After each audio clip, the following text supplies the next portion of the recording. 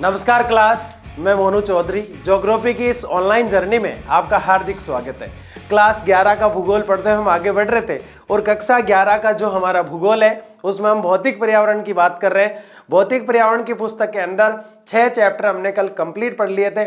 आज हमारा जो चैप्टर है वो बड़ा ही शानदार और बड़ा ही मस्त तरीके से शुरू होने वाला है। थंबनेल से आपको लग भी गया कि आज हम प्राकृतिक आपदाएं पढ़ने वाले हैं, प्राकृतिक संकट पढ़ने वाले हैं। यानी प्रकृति ने भारत के अंदर ही नहीं पूरे विश्व में कई जगह ऐसा कोहराम मचाया है, जब जब मानव ने प्रकृति से छेड़छाड़ की है बहुत समस्याओं का सामना उसको करना पड़ा है। चाहे वो चीन में चमगादड़ खाने का प्रोग्राम हो जो कोविड के रूप में परिणाम देने के लिए तैयार हो गया था और उस कोविड के कारण जो है भयंकर जन धन की हानि हुई थी, तो वो भी एक आपदा थी।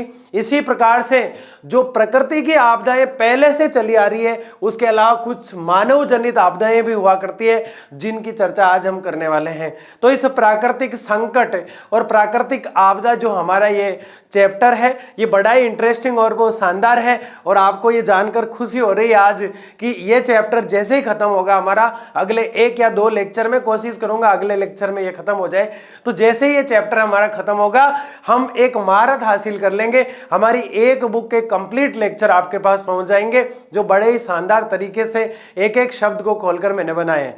तो ज्यादा बात नहीं करते हुए हम आगे बढ़ते हैं कि आज हम क्या पढ़ने वाले हैं। तो कवि क्या कहता है कि प्राकृतिक आपदाओं की बात कर लाडले, प्राकृतिक आपदाओं की बात कर लाडले, क्योंकि भूकंप और बाढ़ बहुत ज्यादा बढ़ रहे हैं। देश के अंदर भूकंप के झटके कई बार महसूस किए जाते हैं, हालांकि भारत इतना महसूस नहीं करता। और कंट्रीज की बात करें तो वहां तो और भी ज्यादा आते हैं। क्या मानव इसका जिम्मेदार है? अभी जान लेंगे थोड़ी देर में, चिंता क्यों करते हो।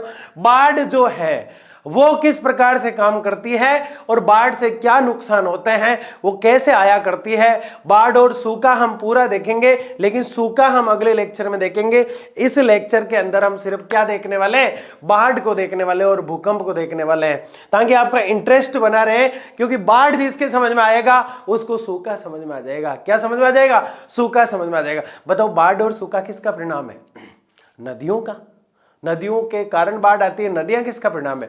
वर्षा का। तो सारे चैप्टर एक दूसरे से लहराते हुए जुड़े हुए हैं और ये कैसे जुड़े हुए हैं ये चर्चा हम कर लेंगे। तो आपको ये समझ में आ गया। पहले तो हम देखेंगे कि प्राकृतिक आपदा होती क्या है। जैसे भोपाल महाराष्ट्र में, मध्य प्रदेश में भयंकर, उस समय 3 दिसंबर 1984 के आसपास की बात है, भयंकर आपदा आ गई थी। काफी लोग मर गए, लगभग 15,000 के आसपास लोगों की डेथ हो गई। वहां MIC मिथाइल जो है वो गैस फूट गई थी वहां पे। आज भी उसका दुष्प्रभाव वहां देखने को मिलता है। तो ऐसी प्राकृतिक आपदाएं जो है, इन सारी आपदाओं की चर्चा हम करेंगे। उसके बाद जो प्राकृतिक आपदाएं हैं भूकंप और बाढ़, उसकी भी हम चर्चा करेंगे। तो शुरू करते हुए इस लेक्चर को बड़े ही मजेदार तरीके से, बड़े ही शानदार तरीके से अशोक पालीवाला, अनामिका यादव, ये सब देखने वाले हैं जो लगातार पढ़ाई कर रहे हैं। आप भी अगर लगातार पढ़ाई कर रहे हैं तो लगातार कमेंट दिखने चाहिए मुझे कि वास्तव में आप पढ़ रहे हैं। कुछ बच्चे वास्तव में पढ़ने वाले हैं और वो ही मेरी आंखों में है जो अगले साल उम्मीदों को पूरा करेंगे, लर्न एंड शेयर के साथ अपने माता पिता का नाम रोशन करेंगे। उन बच्चों की मुझे तलाश है। ज्यादा से ज्यादा शेयर किया करो ताकि अधिक से अधिक बच्चों तक ये बात पहुंचे कि यहाँ ज्योग्राफी जो है, हिस्ट्री जो है, इकोनॉमिक्स जो है, सारे सब्जेक्ट स्कूलिंग के जो है एक बेहतरीन ढंग से पढ़ाया जाता है। इसके अलावा जैसे एक दिन एक बच्चा कह रहा था कि खास मुझे ये पता होता जब मैं 10वीं क्लास में था कि लर्न एंड शेयर पे इतनी अच्छी पढ़ाई होती है तो आज मेरे भी बहुत अच्छे परसेंटेज बनते। तो आपको ये दुख नहीं होना चाहिए और किसी भी बच्चे को, किसी भी साथी को ये दुख नहीं होना चाहिए कि भाई ऐसा हो गया कि मुझे जो है बढ़िया प्लेटफॉर्म नहीं मिला या फिर मुझे अच्छा ज्ञान नहीं मिल पाया, मैं कहां से लाता। तो आपको चिंता करने की जरूरत नहीं है और हमने संडे वार्ता में बता भी दिया, किसी को कोई भी चिंता नहीं करनी है। हमारी जो परंपरा है, लेक्चर जब हम शुरू करते हैं, चैप्टर जब हम शुरू करते हैं तो पहले लेक्चर में बेसिक उससे कनेक्ट करने का प्रयास रहता है। लेकिन इस लेक्चर में पहला लेक्चर है और अभी तो हम 2 लेक्चर में पूरा चैप्टर ही जो है खत्म करने में लगे हुए हैं। इसलिए मैं आपसे ये कह रहा हूं कि इसमें पृष्ठभूमि की बात हमने कर ली कि प्राकृतिक आपदाएं, बाढ़, सूखा, सुनामी, भूकंप, ये सब आते हैं। इनकी चर्चा करते हुए चैप्टर को पढ़ना ही शुरू कर रहे हैं हम। तो देखिए क्या कह रहे हैं हम। सबसे पहले प्रकृति और पर्यावरण होता क्या है, प्रकृति और परिवर्तन क्या होता है, प्रकृति और पर्यावरण क्या होता है। यहाँ परिवर्तन लिखा हुआ है, प्रकृति और पर्यावरण मैं लिख देता हूं, ये मैंने लिख दिया पर्यावरण। प्रकृति जो कुछ भी दिखाई देता है वो प्रकृति की देन है। इसमें परिवर्तन क्या आ रहे हैं, हमें जो कुछ प्रकृति ने दिया है उसमें क्या चेंज आ रहे हैं, उसमें क्या बदलाव आ रहे हैं, उसमें क्या ऐसे एक्सपेरिमेंट हम कर देते हैं जिसका खामियाजा हमें ही भुगतना पड़ता है, तो वो सारी चीजें हम कर रहे हैं। परिवर्तन प्रकृति का नियम है, लेकिन कभी कभी इतने खतरनाक हो जाते हैं कि झेलना मानव को पड़ता है। प्रकृति जो है उसमें परिवर्तन होते रहते हैं, ये इसका नियम रहा है शुरू से, हमेशा प्रकृति एक सी नहीं रही है। ये एक सतत चलने वाली यानी 100% हमेशा लाइन टू लाइन चलने वाली प्रक्रिया है जो विभिन्न तत्वों में विपरीत रूप से चलती रहती है तथा हमारे प्राकृतिक और सामाजिक सांस्कृतिक पर्यावरण को प्रभावित करती है। जैसे प्रकृति में, अब प्रकृति को हम पृथ्वी बोलकर पढ़ेंगे ताकि आपके समझ में आ जाए, दोनों अलग अलग है लेकिन अर्थ दोनों का एक निकलता है। पृथ्वी के ऊपर जो प्रक्रियाएं होती है वो प्राकृतिक प्रक्रिया है, प्राकृतिक प्रक्रियाएं हैं। अब पृथ्वी के ऊपर मान लो भूकंप आया, मान लो बाढ़ आई, सूखा आया, सुनामी आ गई, किसी भी प्रकार की कोई भी समस्या, भूस्खलन यानी पहाड़ टूटने लगे, किसी भी प्रकार की कोई समस्या आती है तो ये निरंतर चलने वाली प्रक्रिया है, ये चलती रहती है। लेकिन इससे होता क्या है, मानव का प्राकृतिक और सामाजिक और सांस्कृतिक पर्यावरण को प्रभावित करती है। मानव जो प्राकृतिक आपदाएं जो आती है वो मानव को प्रभावित करती है। कैसे? उसके समाज को प्रभावित करती है, उसका आर्थिक रूप प्रभावित करती है, उसका सामाजिक रूप प्रभावित करती है। वो ढेर सारे तरीके से मानव को क्या करती रहती है लाडले, प्रभावित करती रहती है। मानव को कैसे प्रभावित करती है, उसके समाज पर असर डाल देती है प्राकृतिक आपदाएं। जैसे बाढ़ आया, उसका पूरा समाज तितर बितर हो गया। उसके अलावा आर्थिक स्थिति उसकी जो चल रही थी वो खराब हो गई। बड़ी मुश्किल से उसने मकान बनाया था, बड़ी मुश्किल से उसने छत डलवाई थी, बड़ी मुश्किल से उसने फर्श डलवाया था, बड़ी मुश्किल से वो घर में बेड लेके आया था, बड़ी मुश्किल से फ्रिज कूलर की उसने व्यवस्था की थी, बड़ी मुश्किल से उसने बच्चों के स्कूल की फीस भरी थी, बड़ी मुश्किल से उसने सारी व्यवस्थाएं 1-2 महीने का राशन ला के रखा था। उसका काम सही चलने लग गया था और अचानक से बाढ़ आई और मकान बहकर चला गया। उसका सब कुछ चला गया साथी, उसका सब कुछ चला गया, उसका सब सत्यानाश हो गया। इसके अलावा मान लो भूकंप आया तो मकान धस गया, कई जनधन की हानि होगी, छोटा वाला बेटा खत्म हो गया, दादा साथ में चले गए, भूकंप के अंदर भूकंप में दरारों के बीच में चले गए। इसके अलावा कई बच्चे बह गए, बाढ़ अगर आई है तो, भूस्खलन हुआ है तो पहाड़ों के पत्थर ऊपर गिर गए। बताओ इस बात से मुझे कि आपको यह समझ में आ रहा है कि नहीं आ रहा है? प्राकृतिक आपदाएं जो होती है जन और धन दोनों का नुकसान करती है। जैसे जन उसका बेटा पोता दादा चला गया, धन उसका सब कुछ घर में था वो चला गया, तो प्राकृतिक आपदाएं कुछ भी नहीं छोड़ती है। दुआ किया जाए कि प्राकृतिक आपदाएं कभी नहीं आनी चाहिए। जो प्राकृतिक आपदाएं जो आती है उसमें मानव इतना सहयोग नहीं करता, वो तो आएगी, लेकिन कुछ मानवीय कृत प्राकृतिक आपदाएं जो होती है जिसमें मानव के छेड़छाड़ के कारण प्रकृति में जो है वो आपदाएं आती है, तो ऐसा नहीं होना चाहिए। तो क्या लिखा है कि परिवर्तन जो है प्रकृति का नियम है, इसे सामाजिक, आर्थिक और कई तरह से नुकसान होते हैं। ये परिवर्तन आगे क्या देख रहे हैं हम, ये परिवर्तन मंद गति से भी आ सकते हैं। ये परिवर्तन मंद गति से भी एकदम से नहीं आता।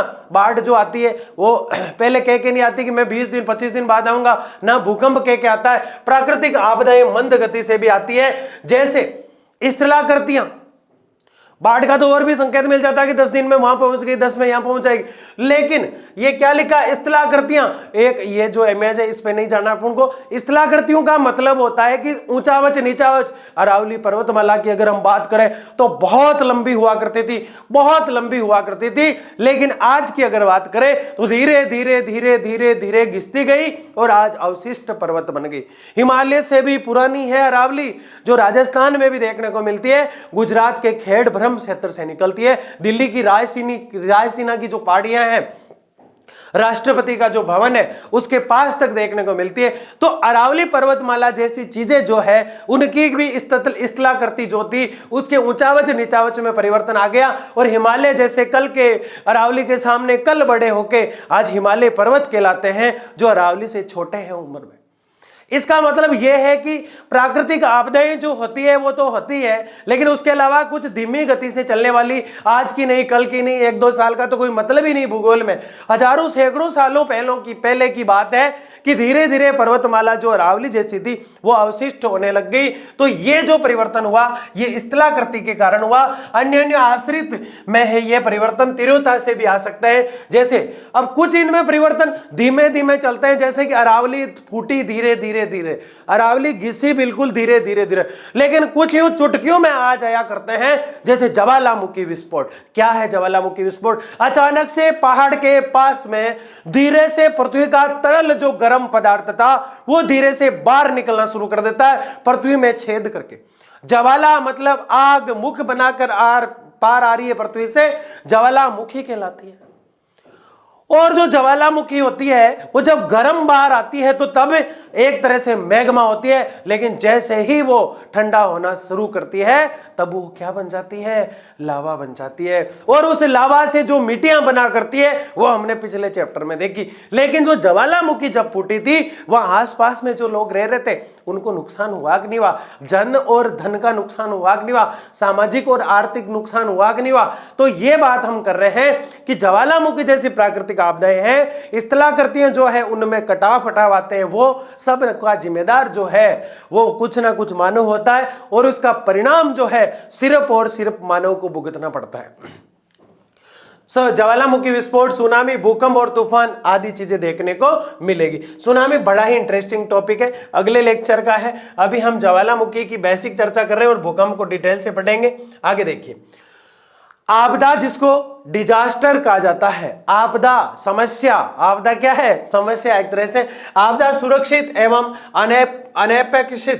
अनपेक्षित घटना है, यानी कि इसकी अपेक्षा नहीं की जा सकती, अपेक्षा नहीं करते कि आने चाहिए, लेकिन आपदा सुरक्षित और अनपेक्षित घटना होती है जो ऐसी शक्ति द्वारा घटित होती है जो मानव के नियंत्रण में नहीं है। हम ऐसा नहीं सोचते कि आनी नहीं चाहिए, हम ये आए तो भी इसका कुछ नहीं कर सकते, क्योंकि प्राकृतिक आपदाएं मानव के कंट्रोल में नहीं है। अगले साल जैसे ही मेरे सारे ये लाडले जो कक्षा 12 में जाएंगे वो वहां देखेंगे कि पहला ही चैप्टर होगा मानव भूगोल, एक किताब वहां चला करेगी, और दूसरी चलेगी भौतिक भूगोल। मानव भूगोल मानव की बात करेगी और उसमें कैरी और बेंदा की कहानी हम पढ़ेंगे। कैरी और बेंदा दो व्यक्ति होंगे, जो एक तो कहता है कि प्रकृति सब कुछ है, सूर्य चमकता है भगवान है, पीपल छाया देता है भगवान है, चंद्रमा रात को आता है दिन में नहीं दिखता है भगवान है, आग लग गई भगवान है, जिससे वो डरा उसको उसने भगवान मान लिया। तो मानव प्रकृति पर निर्भर है या प्रकृति मानव पर है, ये चीज हम देखेंगे अगले साल 12th क्लास में। तो बताओ ये चीजें 12th से जुड़ी हुई है कि नहीं हुई? लेकिन प्राकृतिक आपदाएं जो आती है उसमें मानव का रोल नहीं होता है, लेकिन मानव छेड़छाड़ जरूर कर देता है। देखिए कैसे आपदा अल्प समय में और बिना चेतावनी के घटित होती है। आपदा जो होती है अल्प समय में आ जाती है और कोई चेतावनी नहीं देती है, जिसके कारण मानव जीवन के क्रियाकलाप अवरुद्ध होते हैं तथा बड़े पैमाने पर जनधन की हानि होती है। चाहे आपदा आए, चाहे संकट आए, चाहे प्राकृतिक आपदा आए, हमेशा संकट किसको, नुकसान किसको होगा? सिर्फ और सिर्फ मैंने पहले ही बताया मानव को होगा। किसको होगा? मानव को। आपको मौखिक शब्दों में याद रखना है, लैंग्वेज इसकी थोड़ी हार्ड भी लग सकती है किसी को, लेकिन चिंता नहीं करना है, बिल्कुल सिंपल और बेसिक तरीके से प्राकृतिक आपदाएं क्या है, इससे क्या नुकसान है, और भोपाल गैस कांड मैंने आपको बताया। आपदाएं प्राकृतिक होती है, वर्तमान में मानव कृत छिड़काव का स्वरूप भी देखने को मिल रहा है। भोपाल गैस त्रासदी, ये देखिए वापिस आ गया, लगभग 3 दिसंबर की बात है, 1984 के आसपास की बात है, 83-84 की। लगभग 15,000 लोगों की जान गई। कितने लोगों की? 15,000 लोगों की जान चली गई। यहाँ पे MIC जो गैस थी वो यहाँ से लीक हो गई, और इस गैस के लीक होने के कारण वह बहुत जनधन का नुकसान हुआ, विशेषतः जन का यानी मानव का नुकसान हुआ।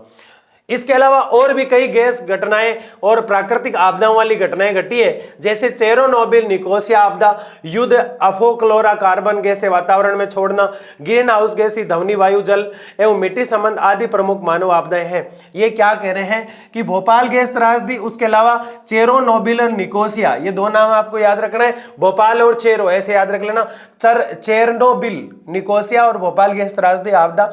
अब इसके अलावा क्लोरोफ्लोरोकार्बन के कारण कारण ही वातावरण जो है उसमें ग्रीन हाउस बढ़ जाता है। ध्वनि, वायु और आदि मिट्टी समन आदि प्रमुख मानव आपदाएं। ये क्लोरोफ्लोरोकार्बन क्या है, हमने जब देखा वायुमंडल को, यहाँ सौर मंडल होता है, यहाँ समताप मंडल होता है, बीच में जो मध्य मंडल होता है जो ओजोन और आयन मंडल है, इसके बाद ओजोन के बाद, और इसके बाद ये बहिर्मंडल है। तो ये जो बीच वाला जो हमारा मंडल था, ये बीच वाला, इसमें एक परत होती है जिसको हम कहते हैं ओजोन परत। क्या कहते हैं? ओजोन परत।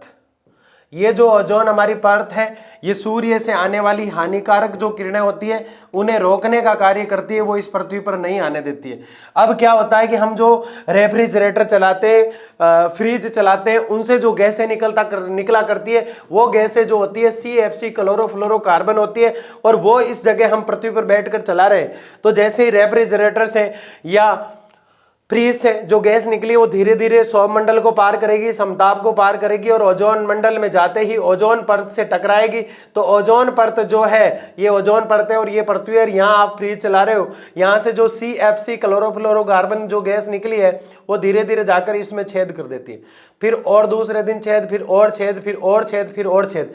अब ये क्या कर रही थी, सूर्य से जो हानिकारक किरणें आ रही थी, तेज बहाव वाली जो किरणें आ रही थी सूर्य की, उन्हें रोकने का काम कर रही थी कौन? ओजोन परत। लेकिन इसमें जैसे ही ये छेद होना शुरू कर देते हैं इस प्रकार से, अब इसमें छेद होना शुरू हो गए, तो अब क्या होगा, अब वो किरणें जो सूर्य की थी वो सीधी हमारे ऊपर आना शुरू कर देगी। इससे क्या है, पराबैंगनी किरणें मानव तक पहुंचेगी। आपको जानकर दुख होगा कि 18 लाखवां हिस्सा एक सूर्य की किरण का व्यक्ति तक आता है। ये अच्छी बात है, लेकिन दुख की बात यह है कि अगर ओजोन परत में छेद हो जाएंगे क्लोरोफ्लोरोकार्बन के कारण, तो सूर्य की किरणें सीधी आने लग जाएगी। और आप भूंगड़े समझते हो, कोयले समझते हो ना, भूंगड़े नहीं समझते। जो भुना हुआ चना होता है भूंगड़े होते हैं, राजस्थान वाले समझते हैं। और जो कोयले जो होते हैं वो तो कोयले होते हैं, आग के होते हैं। तो इस प्रकार से जल के राख हो जाएगा मानव, अगर ये सीधी आने लग गई। इसलिए ज्यादा फ्रिज नहीं चलाना है, आज से ही बंद कर देना घर में, है ना, नहीं चलाना है ना। क्योंकि परिवर्तन पहले कहां से शुरू होता है? अपने घर से और खुद से। होता है कि नहीं होता है? ठीक है, तो ये चीज क्या है, ग्रीन हाउस जैसी क्लोरोफ्लोरो लिखा हुआ था, तो मैंने आपको ये बात बताई कि ये ऐसे नुकसान करती है।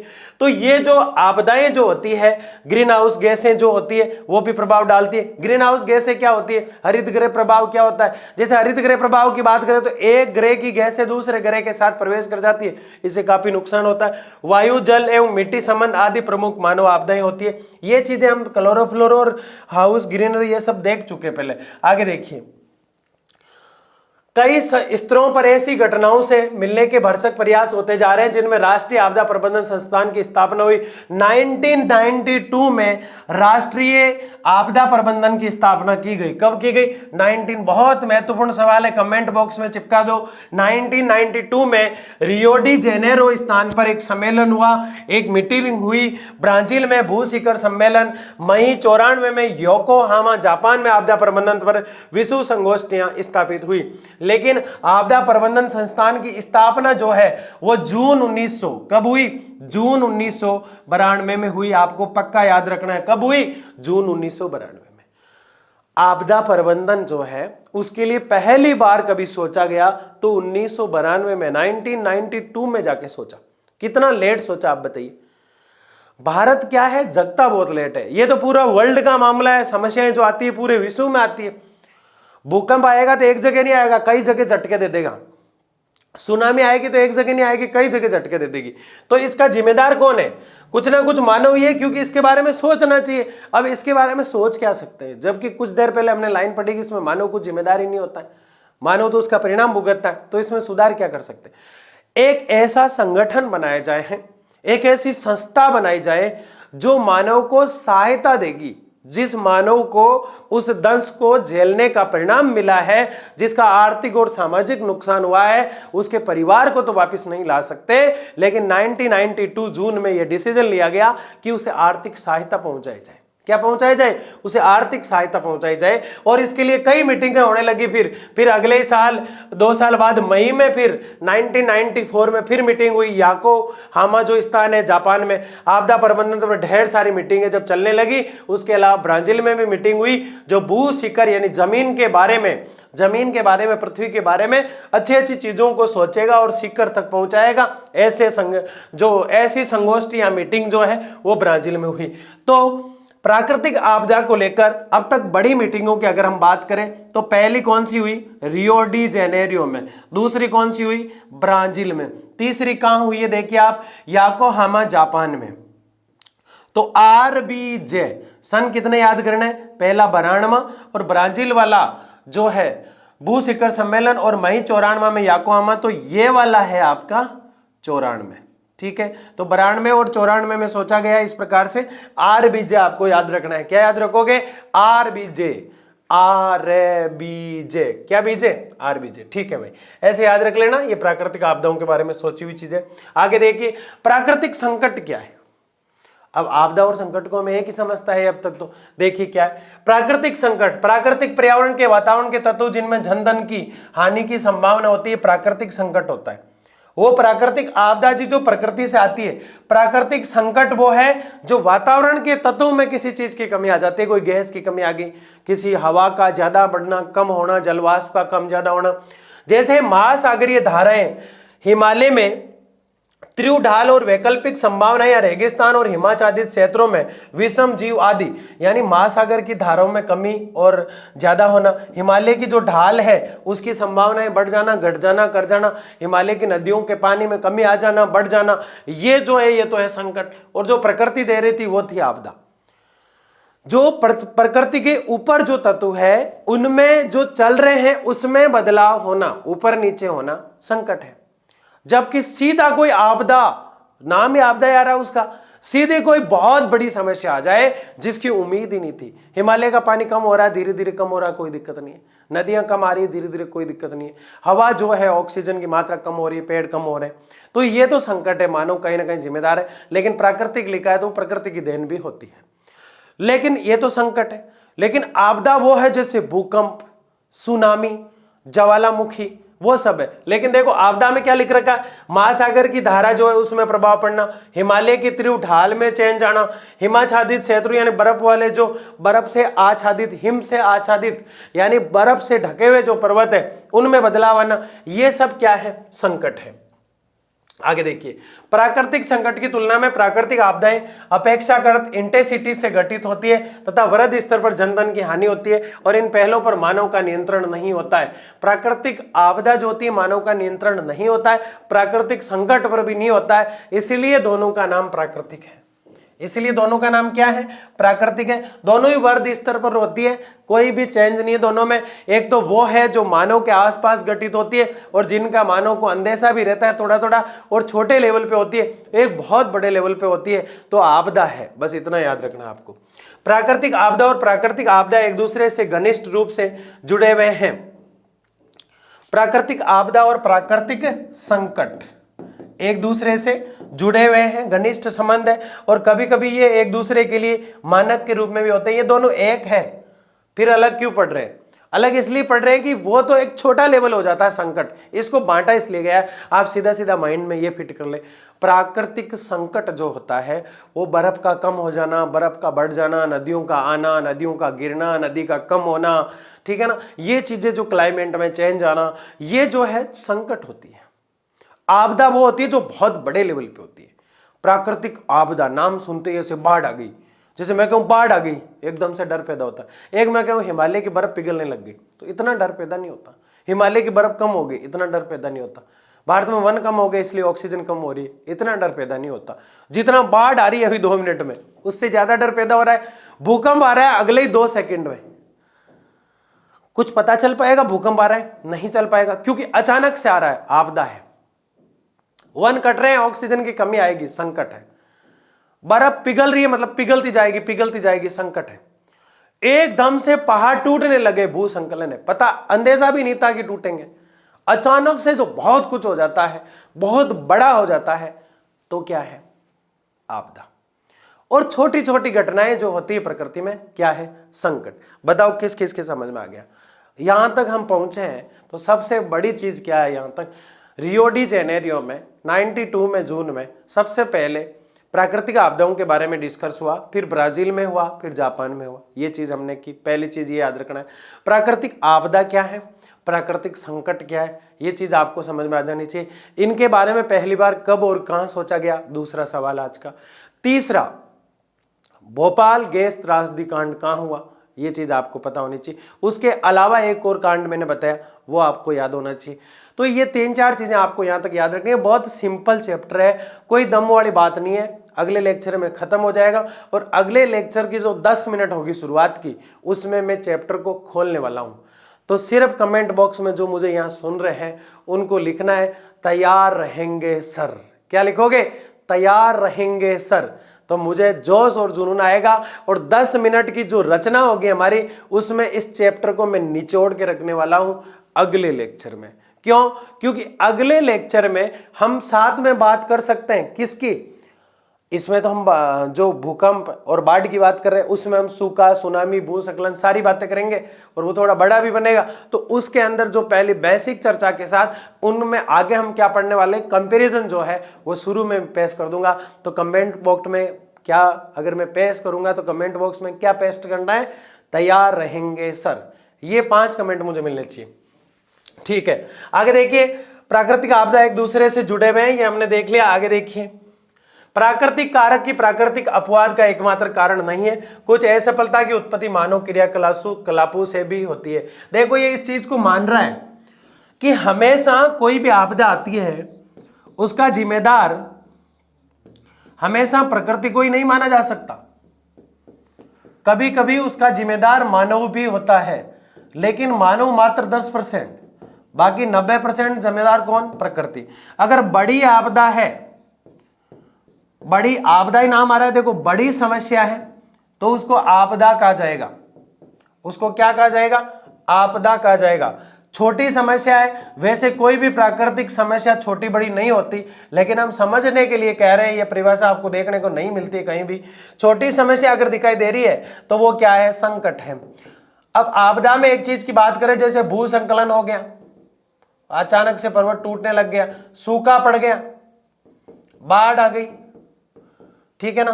अब संकट की बात करें तो बर्फ जो है पिघलने लग गई, आदि छोटी छोटी चीजें जो है ये हमें देखने को मिला करती है। तो ये चीज हमारे समझ में आ गई। तो मानव क्रियाकलाप भी कहीं ना कहीं जिम्मेदार होता है, कुछ असफलता की उत्पत्ति मानव क्रियाकलापों से भी होती है। कैसे, देखो एक दो उदाहरण देता हूं ताकि आपको समझ में आ जाए। मानव प्राकृतिक आपदा के पीछे कैसे जिम्मेदार होता है, जैसे भूस्खलन। आपने कई बार देखा होगा कि गांव में जो खनन कार्य होता है, जैसे बजरी ले जाने का काम है, जैसे माइंस से पत्थर निकालने का जो काम है, वहां कई बार सरकार रोक लगा देती है, क्योंकि ये पर्वत है और इसको काटा जा रहा है तो ये पर्वत में भूस्खलन जैसी स्थितियां पैदा हो जाएगी। इसलिए बताओ मानव जिम्मेदार है कि नहीं है। अब आई चीज समझ में आई कि नहीं आई, तो ये चीज है। आगे बढ़ते हैं, प्राकृतिक आपदा का वर्गीकरण।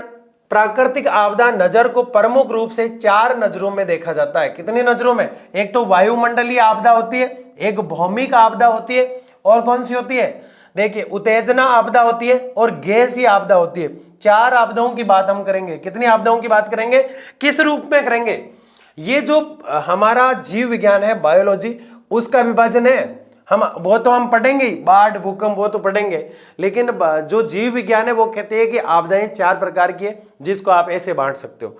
जैसे वायुमंडलीय आपदा, जैसे बर्फीला तूफान, तंडित जंजा, टोर्नेडो, उष्ण कटिबंधीय, ये खतरनाक तूफान होता है, डरना नहीं है, नाम ही डरावना है इसका। उष्ण कटिबंधीय चक्रवात, ये क्या है, चक्रवात। पाला, सूखा, लू, शीत, इसका मतलब यह है वायुमंडलीय आपदा वो आपदा है, ध्यान से सुनना, सीधा सीधा मौखिक रूप से सुनना, लिखा हुआ जो तो आपको दिख ही रहा है। वायुमंडलीय आपदा जीव विज्ञान कहता है कि मैं ये कहता हूं, कौन कह रहा है, जीव विज्ञान कह रहा है। आपदा जो है वो 4 प्रकार की होती है, प्रकृति के आधार पर, नेचर के आधार पर, कल्चर के आधार पर, या फिर किसी भी मेरे आधार पर यानी जीव विज्ञान के आधार पर मान लो कि आपदा 4 प्रकार की होती है। और जो पहली आपदा है वो वायुमंडलीय आपदा है। अब बताओ वायुमंडल में वायु आएगी, वायु बर्फ को पिघला देती है, बर्फ को जमा देती है, बर्फीले तूफान को ला देगी। क्या ला देगी? अब आप कहेंगे सर आप बर्फ पिघलने की बात कर रहे हो, हिमालय के पिघलने की बात करते हो, वो तो आपने संकट बताया, लेकिन यह बर्फीला तूफान है।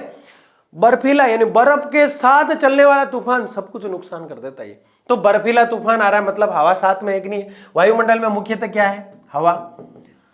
नाम ही इसका वायु है, हवा है कि नहीं है? तो हवा वाली चीजें करेगा। बहुत ज्यादा तेज हवाएं आ रही है, सूखी आ रही है, चक्रवात आ रहा है, या पानी वाली आ रही है तो चक्रवात आ रहा है, सूखा आ रहा है तो बबूलिया वाला तूफान आ रहे हैं, आंधियां आ रही है मतलब सूखा आ रहा है तो आंधियां आ रही है, चक्रवात आ रहा है, बर्फीले तूफान आ रहे हैं, आंधियां आ रही है, चक्रवात आ रहा है, तेज हवाएं चल रही है, समझ नहीं आ रहा है ये क्या हो रहा है, तब वायुमंडलीय आपदा है। कैसी आपदा है? वायु से कोई भी घटना होती है, तेज हवा चली और एक पौधा टूट गया, वायुमंडलीय घटना है, तो इसको वायुमंडलीय आपदा कह दो अगर बड़ी है तो। भाई तेज हवा चली और एक पेड़ था टूट गया, आप वहीं बैठे थे, टूट गया, वायुमंडलीय घटना हुई, हवा के कारण हुई, हवा तेज चली, पेड़ टूट गया। कई बार देखा आपने, गांव में ऐसी घटनाएं होती है, लेकिन आपके खेत में नहीं टूटा, आसपास के 20, 30, 40, 50 गांवों में, जिलों में टूट गया, सारे पेड़ टूट गए, आधे लगभग 10% पेड़ टूट गए, तब हो गई आपदा। कौन सी आपदा? वायुमंडलीय आपदा। भूमि की आपदा, जैसे भूकंप, झटके, हिमकट, अवलन, सूक्ष्म अपरदन, भूमि की आपदा, यानी भूमि कपकपी छोड़ देती है, भूकंप, तो भूमल जो ये लिखा हुआ भूमि का आपदा है। हवा में कुछ बदलाव आए, छोटे स्तर पे है तो संकट है, बड़े स्तर पर है तो वायुमंडलीय आपदा है।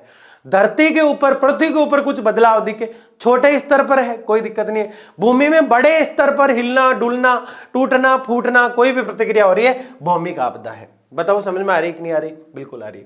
उत्तेजना आपदा, तेज पानी का बहाव चलता हो, हवा नहीं है, वायुमंडल नहीं है। अब वायुमंडल में तो हवा के साथ पानी आ रहा था, यहां तो पानी खुद आ रहा है, तेज बहाव आ रहा है, पानी का बहाड़ आ रही है। क्या आ रही है भाई? बहाड़ आ रही है। जवार भाटा निकल गया, पानी ऊपर जा रहा है, जवार नीचे आ रहा है, भाटा समुद्र से। जवार भाटा क्या होता है? पानी का ऊपर जाना और ऊपर आना। जवार भाटा इतना लोड लेते हैं स्कूलिंग लाइफ में कि यार जवार भाटा क्या होता है? कुछ नहीं, पानी समुद्र से उछला, पानी वापस आया, जाना जवार, आना भाटा, जवार भाटा। तो बाढ़ आ रही है, जवार भाटा आ रहा है, ये सब कुछ जो हो रहा है उत्तेजित रूप से हो रहा है। बाढ़ बहुत उत्तेजना से चलती है, जवार भाटा बहुत तेज फास्ट गति से पानी ऊपर जाता है और फास्ट गति से वापस आता है, उत्तेजना। तो जवार भाटा, सुनामी, तूफान, महोर्मी, प्रकृति की जो घटनाएं नदियों के रूप में, ये सारी किसमें आती है? उत्तेजना आपदा। मतलब वायुमंडलीय आपदाएं वो आपदाएं हैं, ध्यान से सुनना है सबको, ध्यान से, पूरा फोकस मेरे ऊपर रहना चाहिए। वायुमंडलीय आपदाएं वो आपदाएं हैं जो हवा से घटित होती है और काफी बड़े भूभाग पर घटित होती है, जैसे तेज हवाओं का चलना, आंधियों का आना, चक्रवात का आना। भौमिक घटनाएं वे घटनाएं हैं जो भूमि मतलब पृथ्वी में हलचल के कारण पैदा होती है, जैसे कि भूकंप। दोनों चीजें समझ में आ गई। तीसरी बात की उत्तेजना वाली, जैसे कि बहुत फास्ट गति से चलता हुआ पानी आ रहा है, बाढ़ आ रही है या फिर सुनामी आ रही है, ये सब उत्तेजना वाली जो चीजें होती है उत्तेजना क्षेत्र में आती है, इसलिए इनको कहा जाता है उत्तेजना वाली आपदा। और गैसीय आपदा, टिड्डियां, कीट, Noida, flu, corona, bacteria. Corona किस में आया था? गैसीय। कोरोना को गैसीय में डाल दिया, बैक्टीरिया वगैरह से था ये। तो गैसीय मतलब वो होती है जो गैस के कारण, जैसे भोपाल त्रासदी कांड मध्य प्रदेश में जो है वो गैसीय में आ जाता है। तो ये कौन बंटवारा कर रहा है? जीव विज्ञान। तो आपको लिखना है जीव विज्ञान का बंटवारा बिल्कुल भी नहीं रटना है, रटना तो कुछ है ही नहीं, बिल्कुल आसानी से समझ में आ रहा है आपको। हवा वाली वायुमंडलीय घटनाएं हैं, जीव विज्ञान बांट रहा है, लेकिन पता अपन को भी है। हवा वाली तेज हवाएं चल रही है या कुछ गड़बड़ हो रही है, तो हवा का बात जिसमें आ रहा है वायुमंडलीय है। पृथ्वी की हलचल है, भौमिक है, भूकंप हलचल के कारण भूकंप, पृथ्वी का कंपन। आ रही बात समझ में? तो पहली पढ़ी हमने, दूसरी पढ़ी, उसके बाद उत्तेजना, तेज बहाव उत्तेजना होता है, और उसके बाद गैसीय वाली जो आ रही थी उसको गैसीय कह रहे थे, कोई दिक्कत ही नहीं थी। झांसे की स्थिति में अलग अलग देखने को मिलती है, इसमें सांस्कृतिक विविधता के आधार पर, भौगोलिक आकार के आधार पर ये चेंज होती रहती है, कोई दिक्कत नहीं है। चार के नाम याद रखना है आपको, बस आगे बढ़ते हैं। भारत में प्राकृतिक आपदा जो होती है ये होती है भारत के अंदर सबसे ज्यादा जो देखने को मिलती है। इनकी बात हमें इस चैप्टर में करना है कि ये प्राकृतिक आपदाएं जो है, संकट का तो सिर्फ हमने परिभाषा पढ़ा था, कोई बड़ी बात है ही नहीं संकट के बारे में, क्योंकि संकट तो एक छोटी प्रक्रिया होती है, बर्फ के पिघलने से घटित होती है। लेकिन आपदा जो है उसमें मानव ज्यादा कुछ कर भी नहीं सकता, लेकिन यह भी कहना पड़ता है कि मानव भी थोड़ा बहुत इसमें जिम्मेदार होता है। दोनों ही बातें होती है। सलमान खान ने हिरण मारा भी था और नहीं भी मारा था। पहले कोर्ट कहता है सलमान ने हिरण मारा, फिर कोर्ट कहता है सलमान खान ने हिरण नहीं मारा। इसका मतलब हिरण ने आत्महत्या की थी। किसने की थी? हिरण ने ही आत्महत्या की थी। देखिए क्या भूकंप, सबसे पहले पृथ्वी के अंदर कंपकंपी छूटी और भूकंप आ गए। सुनामी, उष्णकटिबंधीय चक्र, बाढ़, सूखा और भूस्खलन। अभी इनको मैं समझाना शुरू करूंगा यहाँ पे, तो लेक्चर इसी में चला जाएगा, इसलिए हम एक एक की बात करेंगे, यहाँ इनको बिल्कुल भी नहीं समझाएंगे। आज हम भूकंप और सुनामी की, भूकंप और बाढ़ की बात करने वाले हैं, और ये हम देख रहे हैं। शुरू करते हैं इसको। भूकंप क्या है? नाम से ही लग रहा है, सीस्मोग्राफ से नापा जाता है। इसको किससे? सीस्मोग्राफ से। सही लिख देता हूं ना, ताकि अच्छे से क्लियर रहे। किससे नापा जाएगा इसको? सीस्मोग्राफ,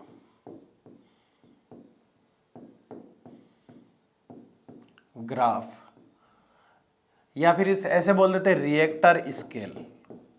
रिएक्टर स्केल, इसे तीव्रता नापी जाती है इसकी।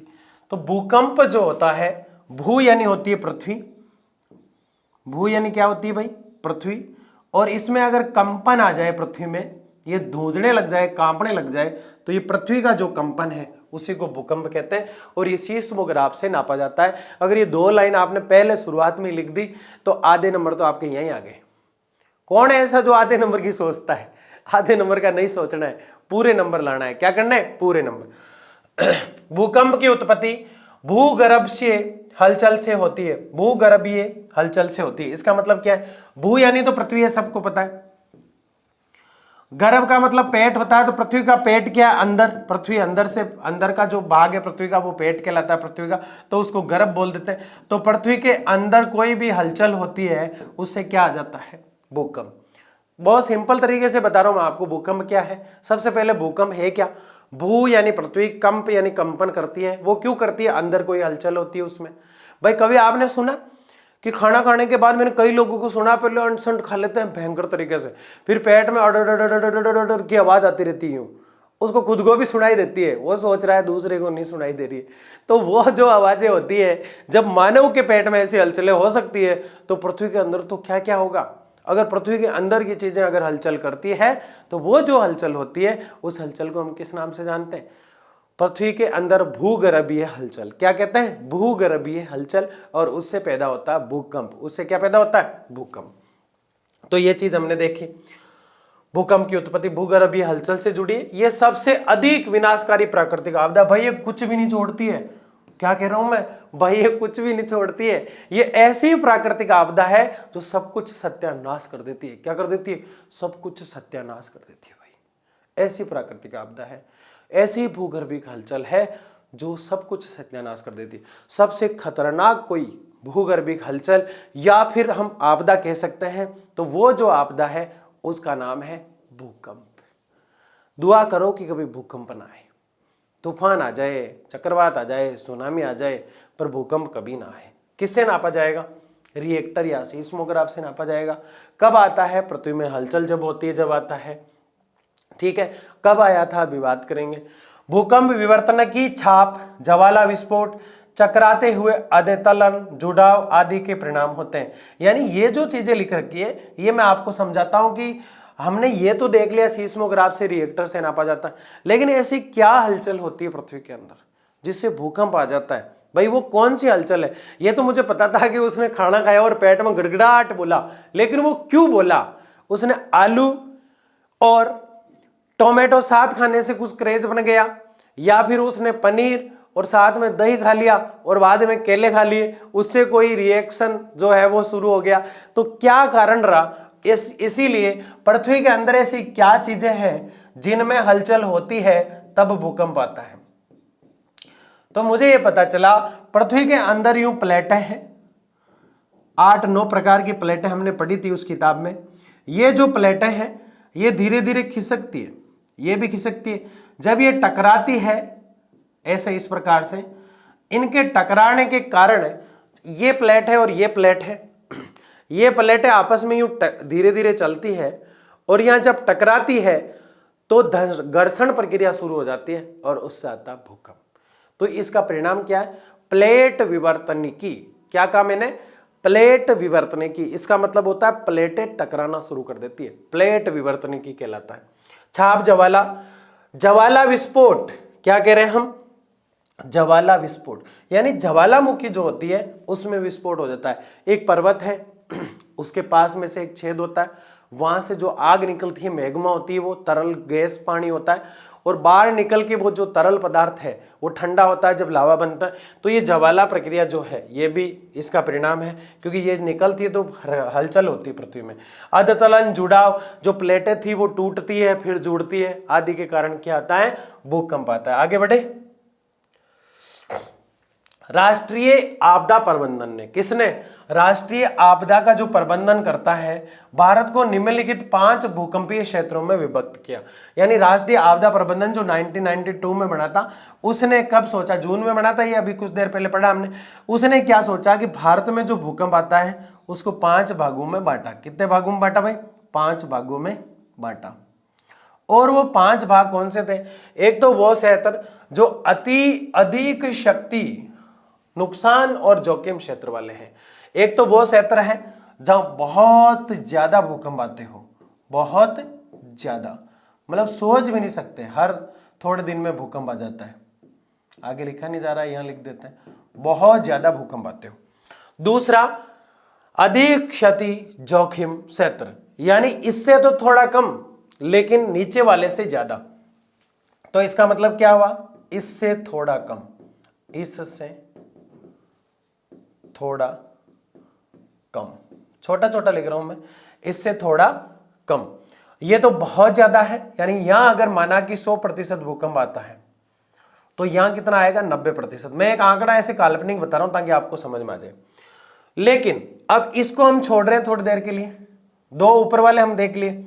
ये तो वो क्षेत्र है जहां अति न्यून जोखिम क्षेत्र है, 1-2% आते हैं। कितने? 1 या 2% भूकंप आते हैं। कितना आता है भाई? 1 या 2%, अति न्यून जोखिम क्षेत्र। लेकिन वो ये क्षेत्र है जहां इससे थोड़ा आता है, 5 या 6%। तो क्या समझ में आया? अगर इसको छोड़ दिया जाए थोड़ी देर के लिए, एक तो वो क्षेत्र जहां बहुत ज्यादा भूकंप आते हैं, एक वो क्षेत्र जहां ज्यादा से थोड़े से कम आते हैं। 2 तो ऊपर वाले वो हो गए। नीचे वाले में अगर बात करें तो एक तो वो जहां ना के बराबर आते हैं, और एक वो जिसको ना के बराबर ना कहकर थोड़ा बहुत भूकंप आता है। 4 पढ़ ली हमने, बीच में मध्य वाला मध्यम हो जाएगा, ये देखो इसीलिए छोड़ा मैंने, मध्यम शक्ति, जो ना तो ज्यादा है ना कम है, इस क्षेत्र में आ जाता। देखो ये याद करना कठिन है थोड़ा, इसलिए इस पे जोर दे रहा हूं। 5 भूकंप क्षेत्र बांटे हैं राष्ट्रीय आपदा प्रबंधन से, जो जून में जो है उसके अंदर 1992 में बना। वो क्या कह रहा है? वो कह रहा है कि भारत के अंदर 5 प्रकार से भूकंप झटके आते हैं। जो भूकंप जो झटके हैं वो जिस प्रकार से हैं उसका लेवल उसने बताया है। उसने कहा कि क्षेत्र के आधार पर बता रहा है कि किस क्षेत्र में कितना भूकंप आ रहा है। एक तो वो कह रहा है कि वो क्षेत्र जहां भूकंप ज्यादा आते हैं, एक वो क्षेत्र जहां थोड़े से कम आते हैं, और बीच में एक मध्य वाला हो जाएगा। उसके बाद नीचे से देखो वापस, एक तो बिल्कुल कम ना के बराबर, एक थोड़ा सा हल्का फुल्का झटका आता है। ना के बराबर अति न्यून, थोड़ा सा ज्यादा आता है, थोड़ी सी जोखिम शक्ति, मध्यम आ गया, अति अधिक और अधिक। 5 भाग हमने बांट लिए और आपको समझ में भी आ गए। आगे देखिए, भूकंप का प्रभाव हमेशा विध्वंसक होता है। भूकंप ये तो है नहीं कि फूल बरसाएगा, वो तो विध्वंसक ही होगा, हमेशा नुकसान ही करेगा, हमेशा जो है डेंजर ही दिखाई देगा, विध्वंसक होगा भूकंप का प्रभाव। भूकंप से वृहद स्तर पर जनधन की हानि होती है, होती कि नहीं होती? भूकंप बहुत नुकसान करता है, कुछ भी नहीं छोड़ता। ये बात हम बार बार कर रहे हैं। किससे होता है? प्लेट विवर्तनिकी के कारण। पृथ्वी के अंदर हलचलों के कारण, ज्वालामुखी के कारण आदि से भूकंप आया करता है। रिएक्टर या सीस्मोग्राफ से नापा जाता है। ये बातें हमने पढ़ ली। भूकंप को 5 भागों में राष्ट्रीय आपदा प्रबंधन ने बांटा है और राष्ट्रीय आपदा प्रबंधन ने 5 जो प्रकार बताए, एक तो अति ज्यादा वाला, एक उससे थोड़ा कम, नीचे से अगर देखें तो एक तो 0 वाला, एक 1-2% वाला, 5% वाला और एक मध्यम वाला। ये 5 भाग बांटे। भूकंप विध्वंस होता है। भूकंप के प्रभाव को कम करने का सबसे अच्छा उपाय है इसकी समय से पूर्व जनता तक जानकारी पहुंचाना, साथ ही भूकंप की आशंकाओं से होने वाले क्षेत्रों में भूकंप संबंधी भविष्यवाणियों का निर्माण करना। यह तो बिल्कुल गप वाली बात हो जाएगी, झूठ बोलने वाली बात। जैसे मौसम विभाग की चेतावनी देते हैं ना, कभी कभी सही भी होती है, ऐसी बात नहीं। मौसम विभाग की जानकारी तो लगभग सही ही निकलती है।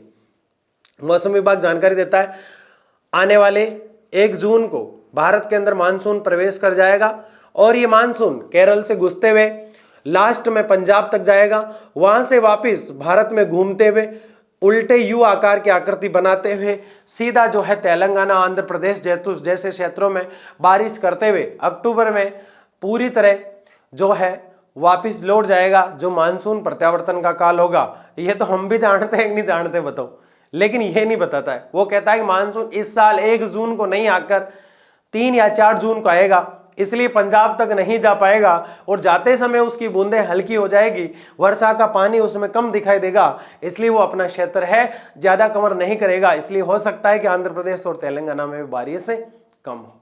ये होती है मौसम की भविष्यवाणी। बात आई समझ में या किसी को डाउट नहीं है? तो इस प्रकार की भविष्यवाणियां करने के लिए कौन सा विभाग बनाया? वेदर डिपार्टमेंट, मौसम। ठीक है, अब मैं कह दूं ऐसे सीजन डिपार्टमेंट भी होना चाहिए जो ऋतुओं के बारे में बताएगा कि इस साल सावन गायब है ना, इस साल जो है ग्रीष्म ऋतु गायब है, ऐसा नहीं हो सकता। अब मैं कह दूं कि ऐसा विंटर वाला भी होना चाहिए, विंटर में तो मौसम वाले में आ जाता है विंटर का तो, लेकिन अब ये कह रहे हैं कि ऐसा प्राकृतिक आपदा में भूकंप के लिए भी एक डिपार्टमेंट होना चाहिए जो भविष्यवाणी करे।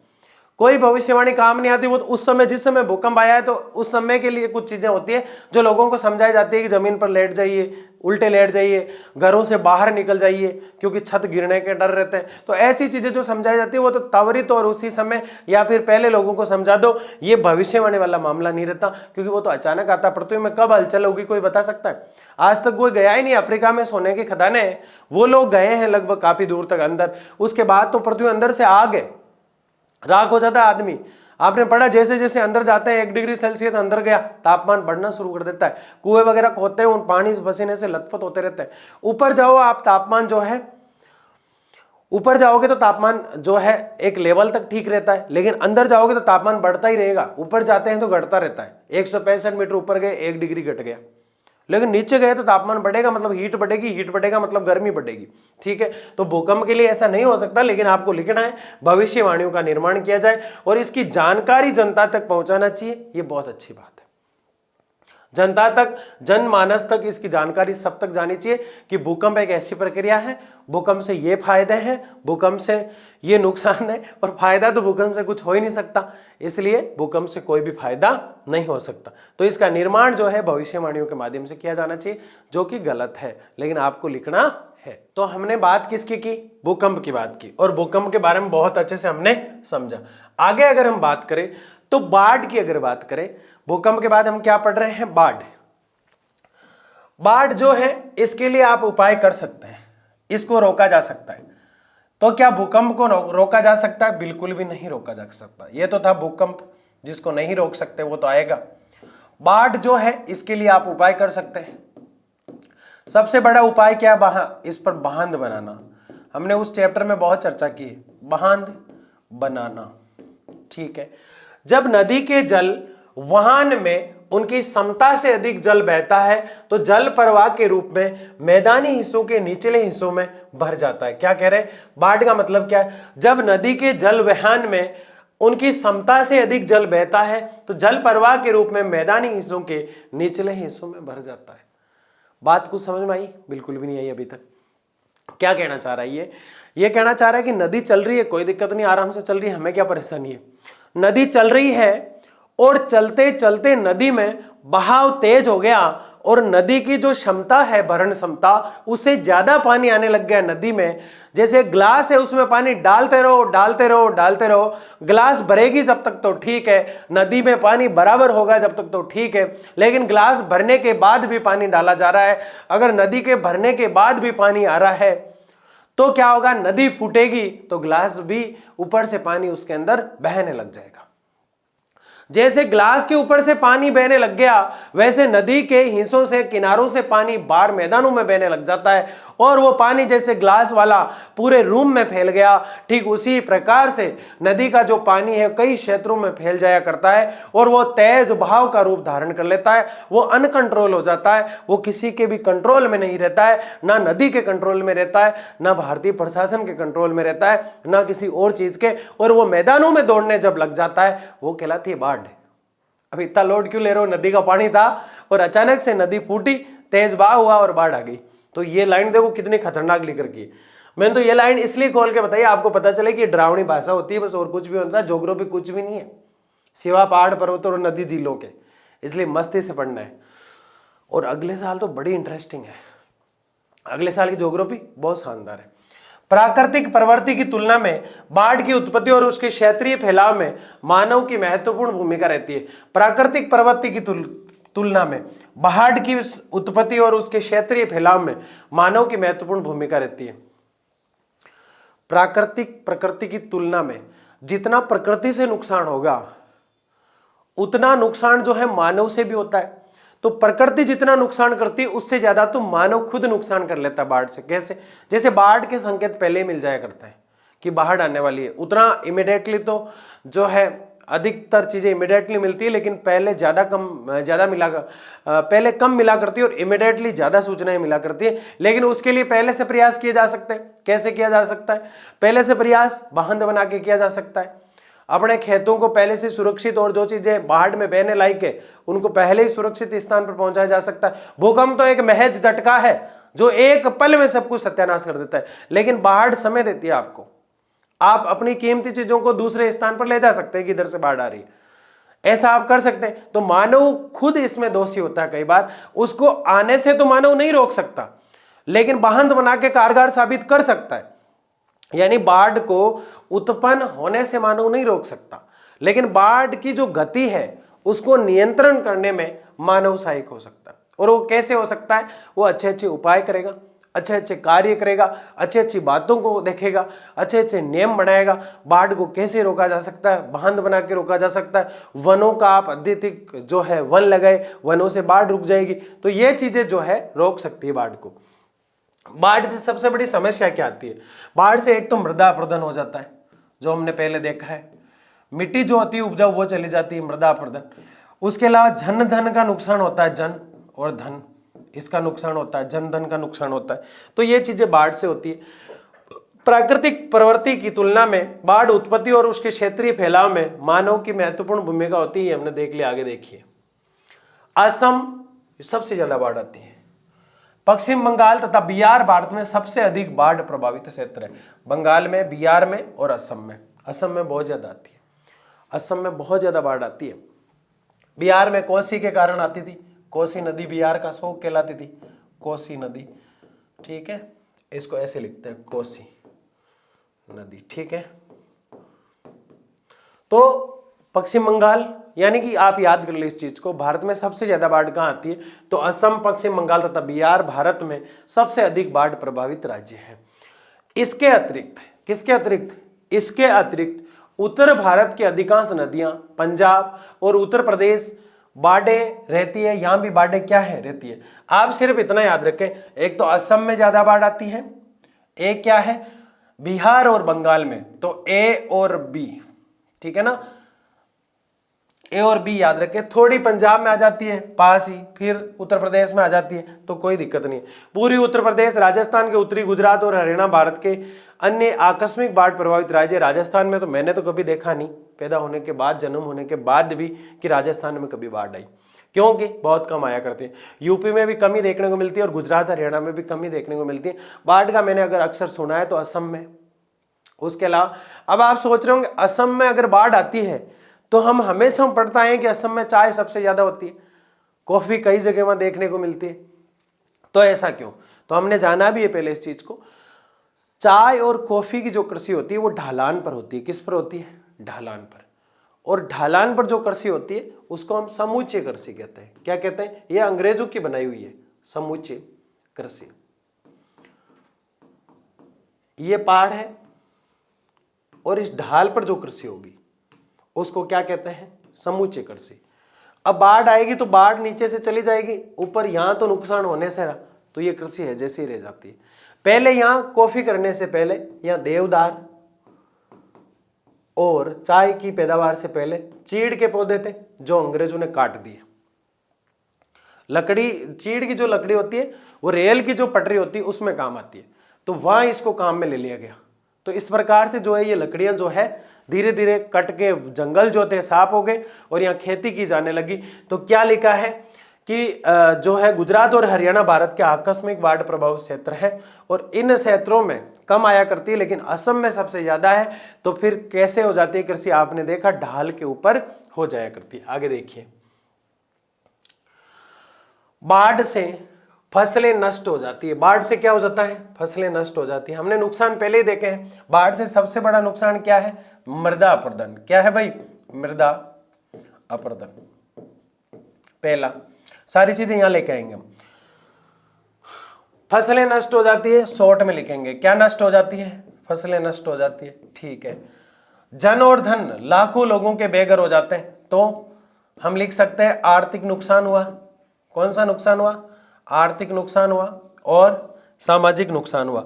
चाहे कोई भी आपदा हो उसमें ये दोनों पॉइंट आप लिख सकते हैं, आर्थिक और सामाजिक नुकसान। इसके अलावा जलनित बीमारियां होने की आशंकाएं, बीमारियां बढ़ी। क्या बढ़ी? बीमारियां बढ़ी, ठीक है। तो ये चीजें, 5 चीजें आपको याद रखनी है कि बाढ़ से क्या नुकसान है। ये सवाल आ सकता है, बाढ़ से क्या नुकसान है। बाढ़ का कारण नदी का बहाव तेज हो जाना, नदी का पानी बाहर निकल जाना, खुले मैदान पानी को मिल जाना, ये कारण होते हैं। और नुकसान क्या है? मृदा अपरदन, फसलें, आर्थिक, सामाजिक, बीमारियां। फायदे क्या है? कुछ भी नहीं है, कुछ भी फायदा नहीं है ना। जो जिंदगी से परेशान हो चुका है उसको मृत्यु से या मिल गई, है ना। काफी लोग ऐसे भी होते हैं। दूसरी ओर हर साल आने वाले बाढ़ के खेतों में मिट्टी का जल जमाव पैदा करता है जो चावल की खेती के लिए लाभदायक है। अब देखो, मैं यहां तो लिख रहा हूं मृदा का अपरदन हो रहा है, जबकि यहां ये क्या लिख रहा है? लाभदायक होता है। अब बात समझने वाली है, आज वो मुद्दा आया जो वास्तव में समझने वाला है। क्या कह रहा है ये? एक शब्द में लिखूंगा, धान आपको दिखा तो आपको याद आया होगा गुजरात। आया कि नहीं आया? चलो गुजरात आपको याद नहीं आया, लेकिन धान आपको जैसे ही यहां पे बाढ़ के खेतों में मिट्टी का जल जमाव हो गया, जैसे जमाव जब भी होता है तो वो मिट्टी जल के साथ लोड होकर आई है, तो जलोढ़ मिट्टी याद आई कि नहीं आई? बिल्कुल आई।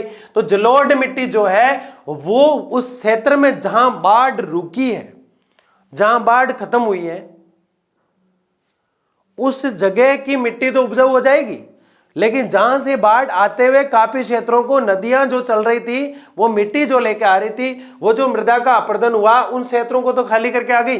भाई इधर मान लो यूपी से आई, बिहार से आई, झारखंड से आई, पश्चिम बंगाल से आई, इन क्षेत्रों में चलती जा रही है और यहाँ के राजस्थान में रुक गई, मान लो वैसे ही सूखा है, लेकिन यहाँ तो जलोढ़ मिट्टी आ गई।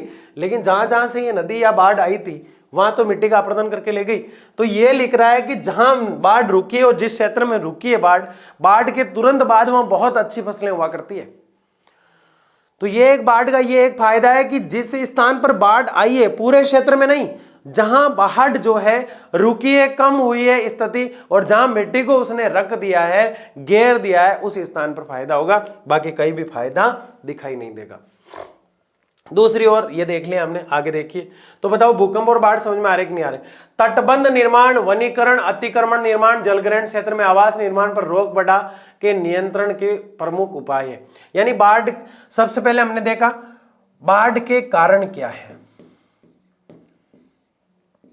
सबसे पहले क्या बात की हमने? बाढ़ के कारण क्या है। उसके बाद बाढ़ के परिणाम क्या है, बाढ़ के परिणाम क्या है, यानी क्या नुकसान इससे हो रहा है। ठीक है, तीन चीजें आ गई हमारे सामने। उसके बाद हम देख रहे हैं उपाय क्या है, बाढ़ को कैसे रोका जा सकता है, इसके उपाय क्या है। अब मैं यह टिक लगाऊंगा सिर्फ। कारण क्या है, नदी का जल स्तर बढ़ जाना, नदी के जल स्तर को नदी के द्वारा कंट्रोल नहीं कर पाना, खुले मैदानों में पानी का चला जाना, पानी का बहाव तेज हो जाना, पर्वतों से नदियों का रूप ज्यादा निकलना, पर्वतों से हिम ज्यादा पिघलना आदि इसके कारण हो सकते हैं। ये मैंने पहले बताया आपको, तो आप समझ गए। बाढ़ के परिणाम क्या है, जन धन का नुकसान होता है। किसका नुकसान होता है, जन धन का नुकसान होता है, वहां की आबादी जो है खत्म हो जाती है।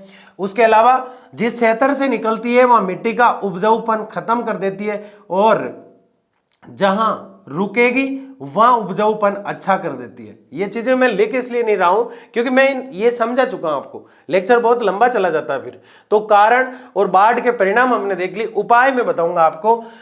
सबसे पहले तटबंध निर्माण, इसका क्या मतलब है, बांध लगाए जाए। इससे क्या होगा, नदी रुकेगी, बाढ़ रुकेगी बांध बनाने से। और बांध जरूरी है भारत के अंदर, जो बहुत कम देखने को मिलते हैं।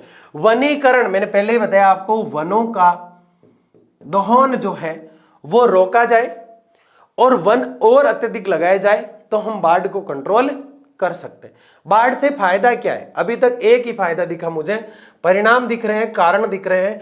फायदे की अगर बात करें तो नुकसान वाले तो चीजें हमने वहां देखी। फायदा सिर्फ क्या है, जिस क्षेत्र में बाढ़ रुकी है उस क्षेत्र में हमेशा जलोढ़ मिट्टी मिलेगी, और जलोढ़ मिट्टी जो मिलेगी, वो जलोढ़ मिट्टी कहाँ मिलती है आप सबको पता है। जलोढ़ मिट्टी जो है, पढ़ चुके हम, जलोढ़ मिट्टी भारत के लगभग 43% क्षेत्र पर है, कई जगह 40 देखा में मिलता है। जलोढ़ मिट्टी राख की तरह दिखाई देती है कुछ कुछ।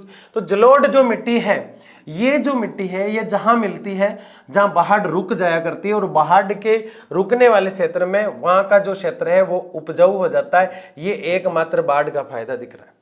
लेकिन उपाय क्या है, बांध के बनाए जाए, वनों का निर्माण किया जाए, और वन जो कट रहे हैं, अतिक्रमण जो हो रहा है वनों का, दोहन जो हो रहा है या दोहन भी कह सकते हैं, वो रोका जाए। जलग्रहण क्षेत्र में आवास निर्माण पर रोक, जो जहां से जल निकल रहा है वहां कोई मकान ना बनाए, ताकि उसका मकान कल को ढहे और सरकार को उसको खामियाजा और उसका परिवार नुकसान में आए, इसलिए वह मकान ना बने आदि नियंत्रण करने बहुत जरूरी है। क्या आपने देखा भूकंप के लिए कुछ ऐसा नियंत्रण कर रहे थे हम? नहीं, भूकंप कहीं भी आ सकता है। वैसे पर्टिकुलर क्षेत्र होते हैं कि वहां ज्यादा आया करते, कम आया करते हैं, बाकी कहीं भी भूकंप आ जाया करता है। तो भूकंप के लिए ज्यादा उपाय नहीं कर पाए, लेकिन वहां बाढ़ जो है वो वास्तव में एक ऐसी प्रक्रिया है जिसके संकेत मिलते हैं। भूकंप अभी अगले पल में आ जाए, नहीं आ रहा है, घबराओ मत। भूकंप अगले पल में अगर आ जाए तो संभलने का ही मौका नहीं मिलता। लेकिन उपाय क्या थे, घरों के बाहर निकल जाओ, लेट जाओ जमीन पर, आदि चीजें हम कर रहे थे। लेकिन बाढ़ के लिए कोई भी उपाय नहीं है, भूकंप के लिए इतने ज्यादा उपाय नहीं है, लेकिन बाढ़ के लिए ढेर सारे उपाय है। बांध बना दो, वन लगा दो, जो वन है उनको काटने से रोको, जो जहां से बाढ़ आने के संकेत है कि इधर से बाढ़ आएगी, वहां पे पहले से ही मकान बनाने के, हमेशा बाढ़ आती है वहां असम में जैसे मान लिया जाए, तो जिस क्षेत्र से बाढ़ ज्यादा गुजर रही है वहां मकान मत बनाओ, आवास मत दो लोगों को। तो ये चीजें देखने को मिलती है किस में, बाढ़ नियंत्रण में। आगे अगर हम देखें तो 1948 से अब तक की प्रमुख प्राकृतिक आपदाएं जो भारत के अंदर आई है, देखो एक लिस्ट बनी हुई है। उसके अलावा पूरे विश्व में जो आई है और कितने लोग मारे गए, ये चर्चा हम करेंगे। एक लिस्ट है आपके सामने जो किताब में भी दी हुई है, क्या है, सबसे ज्यादा लोग कहाँ मरे हैं ये भी हम देखेंगे। 1948 के बाद की लिस्ट देखेंगे हम 2011 तक की। तो सबसे पहले 1948 में सोवियत संघ, जो अब रूस कहलाता है, क्योंकि ये 13 खंडों में था, ये एक था और 13 खंडों में टूट गया। तो सबसे बड़ा जो संगठन रहा है, सबसे बड़ा देश जो रहा है, रूस रहा है। पहले इस पूरे का नाम सोवियत संघ था। दुनिया में 2 महाशक्तियां थी, एक सोवियत संघ और एक अमेरिका। सोवियत संघ 13 खंडों से मिलकर बना था, तो वो टूट गए, तो वो महाशक्ति कम रही। अब अमेरिका महाशक्ति एकमात्र अब रही है, क्योंकि वो 15 खंडों से, राज्यों से मिलकर बना है, फेडरेशन कच्चा है वहां पे। तो वो जो कभी भी टूट सकता है, तो वो महाशक्ति नहीं रहेगी। फिर महाशक्ति के रूप में कौन उभर रहा है, चाइना, ठीक है। तो ये बाद की बात है। सोवियत संघ जो है अब रूस के नाम से जाना जाता है। यहां एक बार भूकंप आया 1948 में और लगभग 1,10,000 लोग मारे गए। कितनी दुख की बात है। चीन की अगर बात करें तो 1949 में चीन में, कब, 1949 में चीन के अंदर भयंकर बाढ़ आई और 57,000 लोग मारे गए। अब आप सोचो, ये रहा चाइना हमारे पास बिल्कुल। रूस में कितने मर गए थे? 1,10,000। लेकिन देखो 57,000 लोग चीन में बाढ़ से मारे गए। बहुत क्या हालत होगी। 57,000 बहुत बड़ा आंकड़ा होता है, हमें सिर्फ संख्या दिखाई दे रही है। एक व्यक्ति मरता है तो परिवार पर क्या गुजरती है। 57,000 गए तो कितने परिवारों पर दुख का पहाड़ उमड़ा होगा, आज तक नहीं भूल पाए हो। आगे देखिए, 1954 में चीन में बाढ़ आई। कब आई? 49 में आई और 5 साल बाद फिर चीन में बाढ़ आ गई। तो कितने लोग मारे गए? 30,000 लोग मारे गए। अभी हम ये सीखे हैं, अब तक जहां तक हम देख रहे हैं, बाढ़ से ज्यादा नुकसान किसी को हुआ है तो वो चाइना को हुआ है। बाढ़ से ज्यादा नुकसान किसको हुआ है? चाइना को। तो चाइना जहां जहां लिखा है मैं लिख सकता हूं बाढ़। क्या लिख सकता हूं? बाढ़ लिख सकता हूं। चाइना में भूकंप भी कई मात्रा में आते हैं, हम देखेंगे अभी। सोवियत संघ, उसके अलावा 1965 में पूर्वी पाकिस्तान जो बांग्लादेश कहलाता है, 65 में तो वो क्या था? पाकिस्तान ही था। क्योंकि पाकिस्तान जो था वो, मनीष सर ने बताया होगा आपको, पाकिस्तान 2 भागों में था, पूर्वी पाकिस्तान और पश्चिमी पाकिस्तान। ये कह रहे थे बीच में से हमें जमीन का टुकड़ा दो ताकि रास्ता बन जाए। तो इंदिरा गांधी 1971 में प्रधानमंत्री थी, तो उन्होंने एक गेम खेला कि दोनों पाकिस्तान के जो टुकड़े थे दोनों को लड़ा दिया, और दोनों को लड़ाने से इधर वाला पाकिस्तान जीत गया तो उसको इंदिरा गांधी ने बांग्लादेश कर दिया। और बांग्लादेश जो है वो भारत का ही बनाया हुआ, एक तरह से भारत का ही टुकड़ा था पाकिस्तान, और पाकिस्तान के 2 टुकड़ों में से एक बांग्लादेश बना। तो यहां पूर्वी पाकिस्तान क्यों लिखा हुआ रहा पहले? क्योंकि अब वो बांग्लादेश बना है। 1965 में तो नहीं था, वो तो 71 में बना। तो 1965 में पूर्वी पाकिस्तान, अब जो बांग्लादेश है, वहां चक्रवात आ गए थे और 36,000 लोग मर गए। इसके अलावा 1968 में ईरान में भूकंप आए। उसके अलावा पूर्वी पाकिस्तान में भी कई बार भूकंप के झटके आए हैं। भारत में चक्रवात 2 बार आए हैं। एक बार चक्रवात आया जब भारत में कितने 50,000 लोग मर गए, 5 लाख लोग मर गए यार भारत में। मेरे को तो आज पता चला 1970 में चक्रवात के कारण, ठीक है ना। तो ये भारत में फिर भूकंप आया तो ये 7 लाख के आसपास लोग मर गए, ठीक है। ईरान की बात करें तो भूकंप, इंडोनेशिया की बात करें तो सुनामी, पाकिस्तान की बात करें तो खुद ही भूकंप है अपने आप में, जापान की बात करें तो वहां सुनामी आई। अब मुझे बताओ आपको यह सुनामी कहाँ कहाँ दिखाई दे रही है? सुनामी एक तो इंडोनेशिया और श्रीलंका में दिखाई दे रही है, एक पाकिस्तान में नहीं, ये सुनामी आपको दिखाई दे रही है 2 जगह, एक तो आपको जापान में, एक इंडोनेशिया में, भारत में भी है। तो जापान और इंडोनेशिया में सुनामी ज्यादा आती है, याद रखें आप। अब आप सोच रहे हैं सर सुनामी क्या है और चक्रवात क्या है, आप बता ही नहीं रहे हो, आगे बढ़े ही जा रहे हो। मैं इसमें अभी उलझना नहीं चाह रहा और ना आपको उलझाना चाह रहा, क्योंकि आज हमने बाढ़ और भूकंप जो है उसको बहुत अच्छे से क्लियर किया है ताकि आप उलझे ना। क्योंकि कल के लेक्चर में मैं आपको सुनामी और चक्रवात ही पढ़ाने वाला हूं तो बहुत अच्छे से बता दूंगा, लेकिन चक्रवात और सुनामी हवाएं हैं, बस इतना याद रखें और कुछ भी नहीं है। जैसे बाढ़ क्या था? पानी था। भूकंप क्या था? एक हलचल थी। वैसे वो एक हवाएं और कुछ मात्रा जल का अवशेष होता है, उसको हम डिटेल से पढ़ेंगे। तो ये चीज आपके समझ में आ गई कि सोवियत संघ जो है वह भूकंप आए और इतने इतने लोग मारे गए। ये स्टार का मतलब है कि इससे भी ज्यादा लोग मारे गए, आंकड़े सिर्फ यही है।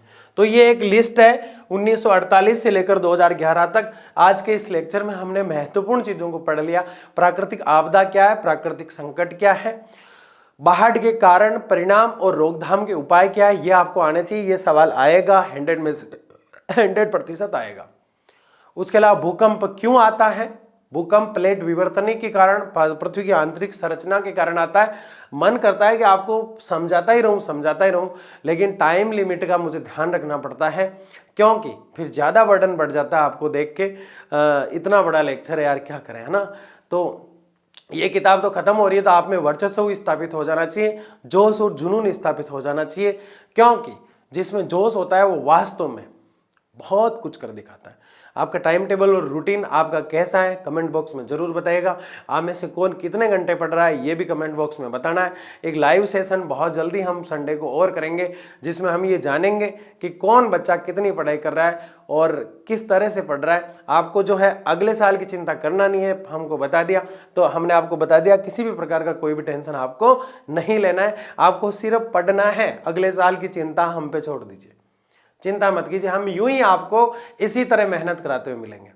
तो ये चीज हमने देखी कि चक्रवात जो है भारत में जो है, लास्ट में हम देख रहे थे कि सुनामी जो है वो इंडोनेशिया में आती है, जापान में आती है, लेकिन कुछ रूप सुनामी का भारत में भी मिलता है। नाम सुनामी बड़ा प्यारा लगता है, लेकिन सुनामी बड़ी खतरनाक होती है।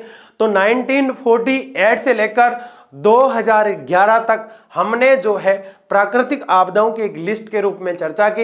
इससे जन और धन दोनों का नुकसान हुआ, लेकिन हमने सिर्फ जन की बात की, मानव की बात की कि इससे क्या नुकसान हुआ। बाढ़ से संबंधित सारी चीजें हमने पढ़ी, भूकंप से संबंधित सारी चीजें हमने पढ़ी। उसके बाद अगर आगे हम बात करें तो बहुत बहुत धन्यवाद। लाइक कीजिएगा, शेयर कीजिएगा, सब्सक्राइब कीजिएगा और इसी जुनून और मेहनत के साथ पढ़ते रहिएगा। मिलते हैं अगले चैप्टर के लास्ट लेक्चर में, तब तक के लिए धन्यवाद।